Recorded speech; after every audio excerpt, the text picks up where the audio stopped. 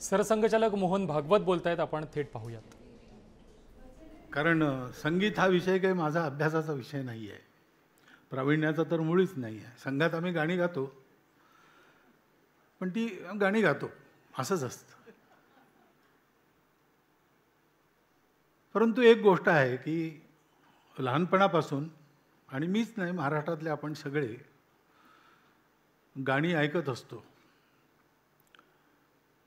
आणि थोडेफार सगळ्यांचेच कान तयार होतात. त्याच्यामुळे ताण नाही घेता आली तरी कानामध्ये एक ते सारखं संगीत गुंजत असल्यामुळे आवडीनिवडी बरोबर नेमक्या बनायला लागतात. आणि असे जे संगीताचे संस्कार झाले, त्यात संगीताबरोबर भक्तीचा, देशभक्तीचाही संस्कार देणारं हे मंगेशकरांचं संगीत आहे, सगळ्यांचंच.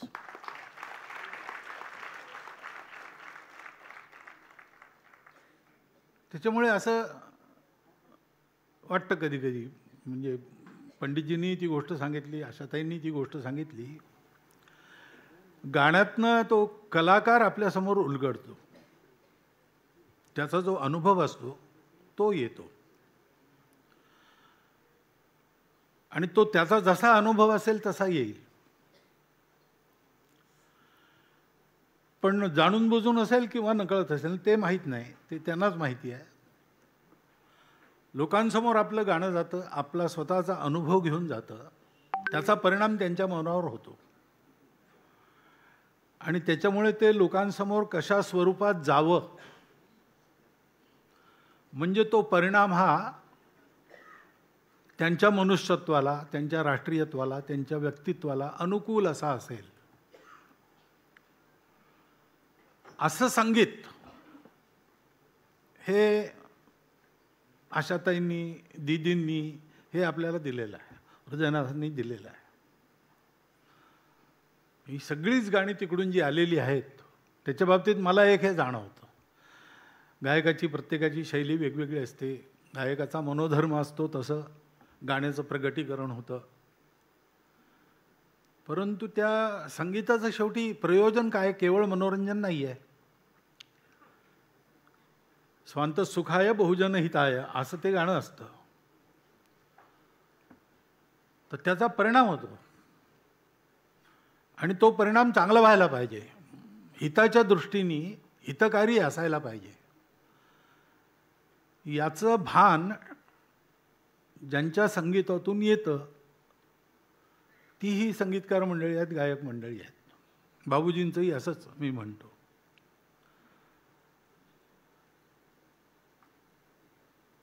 शैली वेगवेगळी असते, म्हणजे त्या पुस्तकात मीही काही म्हटलेलं आहे.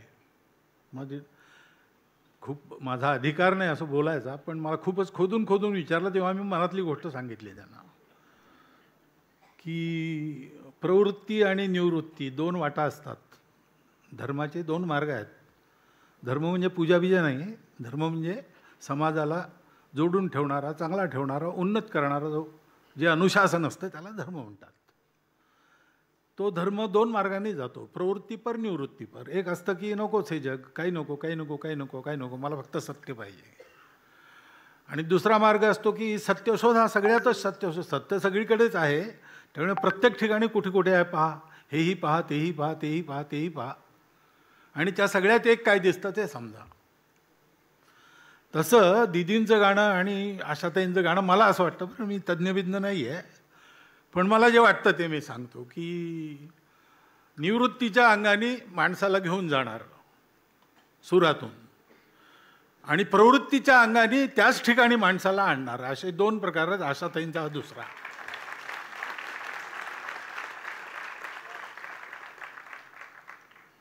आणि त्याच्यामुळे ही सगळी गाणी ऐकून संस्कार घेतले, नुसतं मनोरंजन नाही घेतलं, नुसते सूर कानात येत असं नाही आहे, तर नकळत त्यातून जी येते एक वृत्ती, ती आपल्या स्वभावाचं अंग बनते. जो गाणी मनापासून ऐकतो त्याचं असं होतं, उडत उडत ऐकलं आणि वावा म्हणून सोडून दिलं, असे पुष्कळ लोक गाणी ऐकतात, पण ते काही खरं ऐकणं नव्हे. ऐकणं, दाद देणं, ह्याच्या पलीकडे जाऊन ते ऐकणं, मनात उतरणं, असे पुष्कळ रसिक असतात. तर गाण्यांनी सुद्धा जीवन घडतं. असं जीवन घडवणारं गाणं हे मिळालेलं आहे. म्हणजे मी जे म्हणालो की भेटण्यापूर्वीपासून मला तो आदर वाटतो. तो आदर कशामुळे? याच्यामुळे वाटतो. स्वतःचा अनुभव येतोच, पण सावरकरांनी एखादी कविता केली. ती म्हणताना त्यांचा मनोधर्म आपल्यापर्यंत पोचवायचा हे आव्हान असतं. परवशता पाशदेव आता गाऊन दाखवलं. ती भावना पोचवायची. हे सुद्धा ज्यांना करता येतं ते खरोखर संगीताचे जादूगार आहेत. आणि जादू त्यात काही नाही. संगीत हे तर आपण नाद ब्रह्म असं त्याला म्हणतो. त्याच्यामुळे त्याच्यामध्ये सगळे सृष्टीची सगळी एलिमेंट्स त्याच्यात आहेत.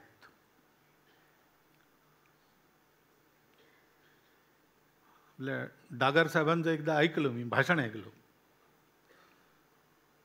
गायक असं म्हणतात की बोलायला उभं राहिलं की कोरड पडते, पण ते फार चांगले बोलतात सगळे. आता एक उदाहरण झालेलंच आहे आपल्यासमोर. तर त्यांचंही भाषण होतं. त्याच्यात त्यांनी म्हटलं की ही स्वरांची साधना साधी गोष्ट नाही आहे. मनुष्य हा षड्जापासून सुरू करतो आणि एक एक सूर साधतो. तेव्हा तो आपल्या आध्यात्मिक उन्नतीची एक एक पायरी चढत असतो आणि निषादापर्यंत तो पोहोचतो. तेव्हा तो मुक्तीच्या दरवाजापाशी येऊन उभा राहतो.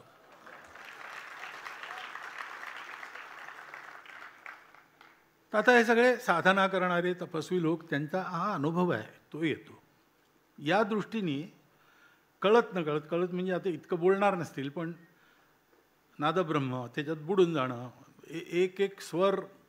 म्हणजे त्या दिवशी यांचा षड्ज असा लागला होता असं म्हणतात. ते पहिल्यांदा कळतच नाही. षड्ज लागणं म्हणजे कोणती मोठं गोष्ट आहे. आता आशाताईंनी ते सा असं म्हटलं, सा मी म्हणतो, पण त्यांचं म्हणणं आणि माझं म्हणणं किती, ते ज्याला समजतं त्याला या गोष्टी अनुभवाला येतात.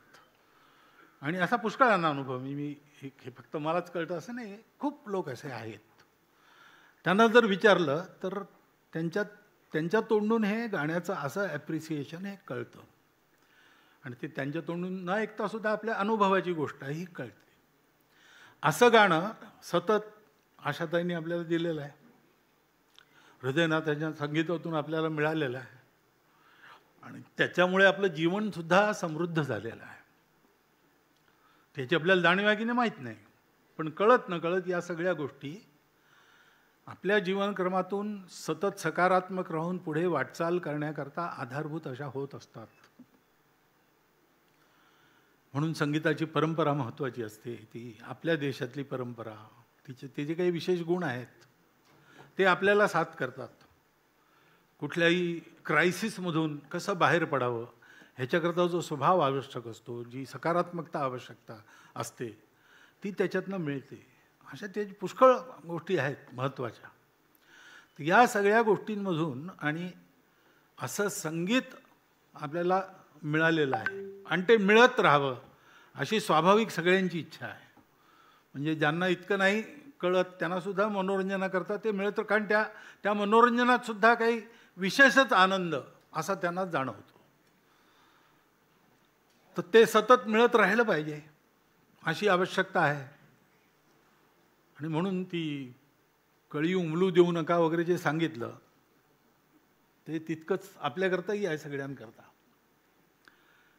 कारण तुमचं गाणं हे एक वेळ तुमचं गाणं नाही आहे. तुमचं गाणं हे देशभरात पसरलेल्या सगळ्या रसिकांचं गाणं आहे आणि सामान्य माणसाचं सुद्धा ते गाणं झालेलं आहे. ही गोष्ट झालेली आहे आता. ही आपण फिरतो सगळेच, लोकांना ऐकतो, लोकांना गाण्यांबद्दल बोलताना ऐकतो, तेव्हा आपल्याला हे माहिती आहे की उद्या इतिहास लिहिला गेला की 19व्या 20व्या 21व्या शतकातला भारत कसा होता, त्यातील सामान्य माणसं कशी होती, तर ज्या ज्या गोष्टी लिहाव्या लागतील त्याच्यात त्यांनी ऐकलेलं संगीत आणि अर्थात त्याच्यात मंगेशकर कुटुंबाचं हे मोठं योगदान हे नक्की असेल.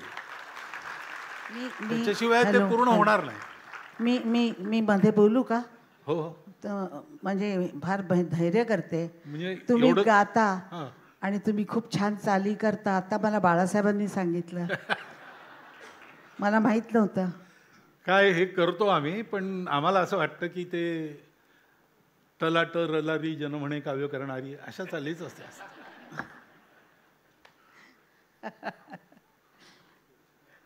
तुमची ती तपस्या आहे, जो अभ्यास आहे आणि त्यातनं जे सामर्थ्य आहे त्याच्याशी काही त्याची आम्ही तुलना करत नाही. काही त्यात ते धाडस आम्ही कधीच करणार नाही.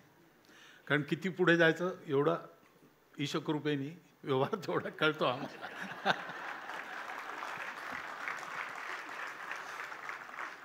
पण हे असं अहेतुक एक उपकाराचं हे ओझं आपल्यावर आहे. मी अहेतुकच आहे. स्वांत सुखाय झालं, पण ते बहुजन हिताय झालं. आणि त्याला कारण त्यांनाही मिळालेले संस्कार आहेत, ही परंपरा आहे. तर त्या उपकाराच्या पोटी आपण सगळी ही शुभेच्छा बाळगून आहोतच आणि ती व्यक्तही करतो की हे गाणं आम्हाला सतत ऐकायला मिळालं पाहिजे आणि त्याच्याकरता तुम्ही सतत असलं पाहिजे आणि गात असलं पाहिजे. कोणत्याही कारणाने ते गाणं बंद पडू नये. कारण ते आहे ना अभिषेकींचं जीवन गाणं. हां, व्यथा असो आनंद असू दे, प्रकाश किंवा तिमिर असू दे, वाट दिसो अथवा न दिसू दे, ते गाणं हे सगळ्यांची साथ करतं. असं गाणं दिल्याबद्दल कृतज्ञता म्हणून किती वेळा धन्यवाद म्हणावे आणि कसे म्हणावेत हे फार कठीण आहे. कदाचित आपल्या ज्या संचालिका आहेत त्या उत्तम संचालन करतात, त्या मांडू शकतील कसं करायचं ते. परंतु भाव पोचला आहे असं मला वाटतं आणि त्याच्यामुळे इथेच थांबतो. अनेक शुभकामना आणि पुढेही असंच हे गाणं चालू राहावं अशी एक अपेक्षा, दोन गोष्टी व्यक्त करतो आणि थांबतो. धन्यवाद.